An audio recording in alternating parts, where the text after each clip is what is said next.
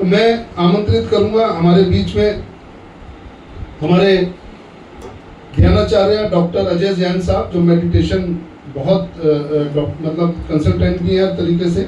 मैं उन्हें आमंत्रित करूंगा कि वो आएँ और अपने विचार रखें और आज इस कंडोलेंस मीटिंग में अपनी जो है उनकी आत्मा की शांति के लिए।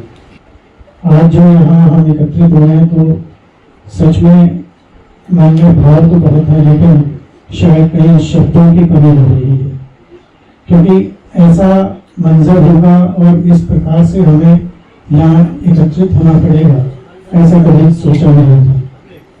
और आत्मा का देह से पलायन करना तो एक कुदरती नियम है। मनुष्य ने जन्म लिया है तो मृत्यु भी निश्चित है, लेकिन मृत्यु किस प्रकार से हो ये भी देखना होता है।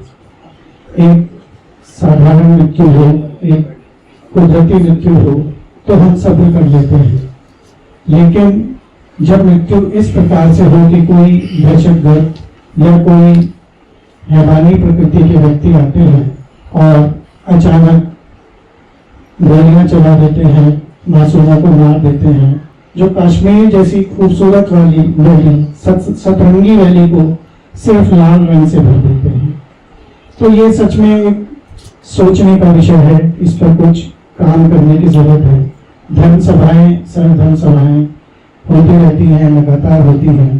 पिछले दिनों लाजपत जी के नेतृत्व में बहुत काम हुआ और लगा था कि अब शायद कुछ सूर्य निकलेगा, कुछ अंधेरी रात समाप्त होगी, लेकिन फिर उसके बाद वही एक कायरतापूर्ण हरकत मैं इसे कहूंगा, क्योंकि जो मासूम लोग थे, जो परिवार सहित वहां पर आए, जो कश्मीर की खूबसूरती को अपने दिल में उतार लेना चाहते थे, उन्हें मौत के घाट उतार दिया गया।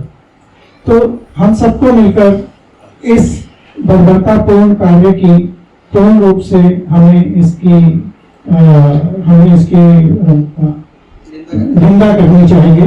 मैं कह रहा हूँ आज शब्द जो है बिखर गए हैं, तो निंदा करनी चाहिए और निंदा करने के साथ साथ ऐसा कुछ करना चाहिए कि ये बात यही ना रुक जाए कि एक सभा हुई और बात खत्म हो गई। ये कंडोलेंस मेरे ख्याल में तब तक चलनी चाहिए जब तक कि एक एक दहशतगर्द खत्म ना हो जाए, जब तक कि एक एक को उसके अंजाम तक ना पहुंचा दिया जाए।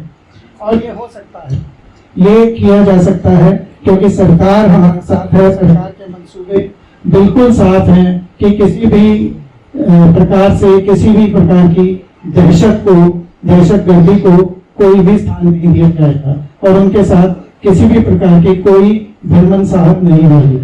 तो हम लोग भी ऐसा ही कुछ करें, ऐसा ही कुछ देखें और लगातार मिलते रहें, लगातार बात करते रहें। जब बात करेंगे तो बात आगे तक भी जाएगी, बात ही नहीं करेंगे तो आगे तक भी कुछ नहीं पहुंचे और पता नहीं लगेगा कि कौन कौन अपने दिल में उनके लिए इस प्रकार से अब घृणा लेकर बैठ गया है। हम ऐसे व्यक्ति नहीं है जो किसी से घृणा करें, लेकिन दूसरे के कर्म ऐसे हो जाते हैं कि हमें मजबूर कर देता है कि हम उनसे घृणा करें।